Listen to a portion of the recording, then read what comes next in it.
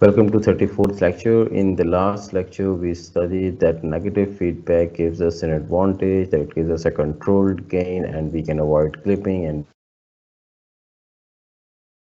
we can experience, or we can have and sample circuit that in which we have applied a negative feedback. A negative feedback means there is a line from the output to the inverting terminal of the operational amplifier. If we have this kind of feedback, it will be negative. If we have a line looping back from the output to the non-inverting terminal, that would be positive feedback, but we will always use negative feedback. Right, so this is a sample circuit where we have the output looping back to the input using this RF, and from this terminal we have an RI up to ground. So this is the negative feedback circuit. So VF is RI over RI plus RF into V out according to VDR, voltage divider rule. According to VDR, this output voltage, this voltage VF available at this point would be RI over RI plus RF times V out. So this is the starting point. And then of course, if we have this as the net input voltage, what would be the net input voltage between the non-inverting and the inverting inputs would be V in, the voltage at the inverting input, at the non-inverting input, minus the voltage at the inverting input VF. So this voltage is actually multiplied with the open loop gain and makes the output V out. So V out is AOL times V in minus VF. Now we need to plug the value of VF in here. So plugging this value gives us RI over RI plus RF into V out. So now we have one equation where we have V out, this one, and V in. So if we somehow rearrange these terms so that we can compute V out over V in, that would be the closed loop voltage gain for this non-inverting amplifier. And that's simple because a simple linear equation.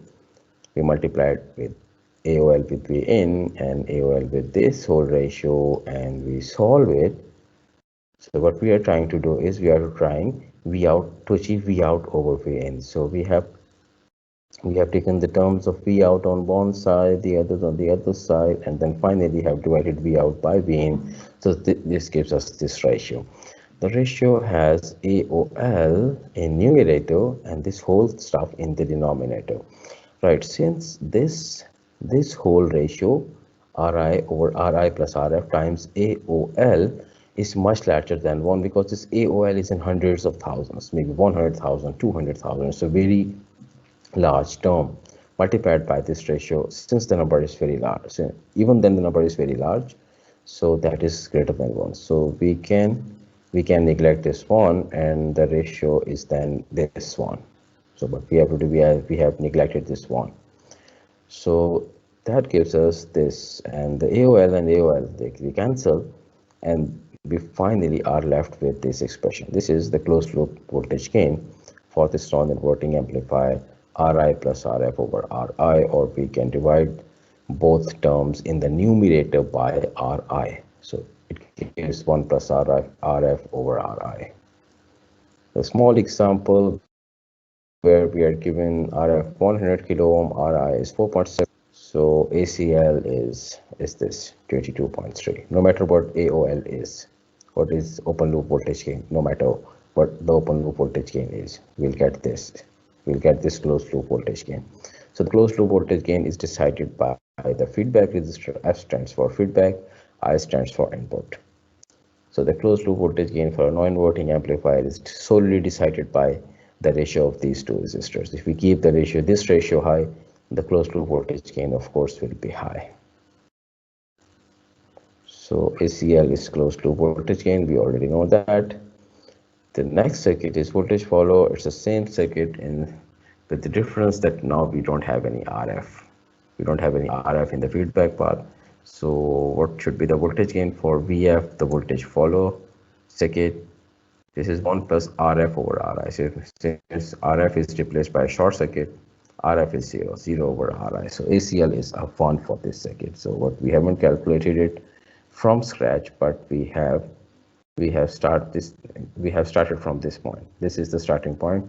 RF, put RF is equal to 0, you're left with a 1. So ACL response. So the advantage is large in, small z out, and it's a near ideal buffer. These are the advantages of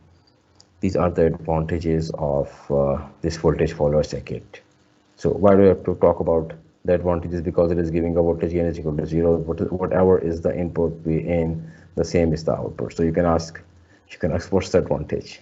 So actually I have written these lines to answer these questions. What is the advantage? These are possible questions that may rise into your mind, that what is the advantage of the circuit where V out is exactly equal to V in. So these are the advantages. It provides large input impedance, small output impedance, and it's an ideal buffer. So we use it many times in the circuit, in many circuits, when we have to provide isolation between the input and the output, and we are looking for a circuit that has large Z in, so that it may not load the preceding stage, and the small output, so that the whole output voltage is delivered to the load it is driving to. Right. So we'll talk about more disadvantages in the upcoming lectures, but in the next lecture we'll study the inverting amplifier, and we'll prove an expression for the closed loop voltage gain of the inverting amplifier. Right. That's all for this lecture. Thank you.